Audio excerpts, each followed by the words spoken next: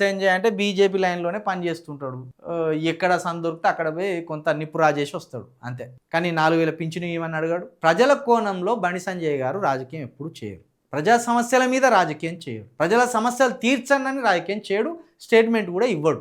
ఎక్కడైనా 4,000 పింఛను ఇవ్వమని ఎక్కడన్నా ఒక స్టేట్మెంట్ ఇచ్చిండా? ఏదైనా ప్రెస్ మీట్ పెట్టిండా?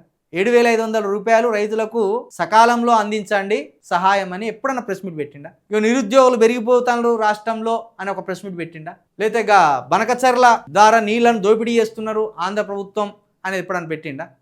ఇటువంటి అసలు ఆయన మాట్లాడాడు. ఆయనకు అర్థం కాని సబ్జెక్టులు ఇవి, ఆయనకు తెలియని సబ్జెక్టులు. ఆయనకు తెలిసింది ఒక్కటే, ఎక్కడన్నా గుడిని ఎంకులాడుకోవడం, ఆ గుడి మీద దాడి జరిగిందని ఆ లొల్లిని పెద్దగా చేయడం, హిందూ విశ్వాసాలను కలిగి ఉన్న ప్రజలను రెచ్చగొట్టడం, ఇతర మతాల మీద దుమ్మెత్తిపోయడం. ఇది ఆయన నేర్చుకున్నది. కిషన్ రెడ్డి అంటే ఇప్పుడు కాదు, ఆయన మొదటి నుండి కూడా ఒక సైలెంట్ లీడరే. బీజేపీ ఏది ఇస్తే దాన్ని పట్టుకొని ముందుకు సాగుతారు కానీ ఎప్పుడు పెద్దగా సంచలనాలు ఉండవు, ఏది ఉండదు, ప్రజల కోసం కొట్లాడినట్టు ఉండడు, ప్రజల కోసం తలబడ్డట్టు ఉండడు, ఏది ఉండదు. ఆయనది ఏదో నిశ్శబ్దంగా ఉన్నామంటే ఉన్నాం అన్నట్టు ఉంటుంది. కాబట్టి ఆయనది కూడా నిశ్శబ్దమైన రాజకీయం అంతా కేసీఆర్ చుట్టే తిరుగుతుంది. చూడరు మీరు 26లో కూడా రాజకీయం మొత్తం కేసీఆర్ చుట్టే తిరుగుతుంది 26లో.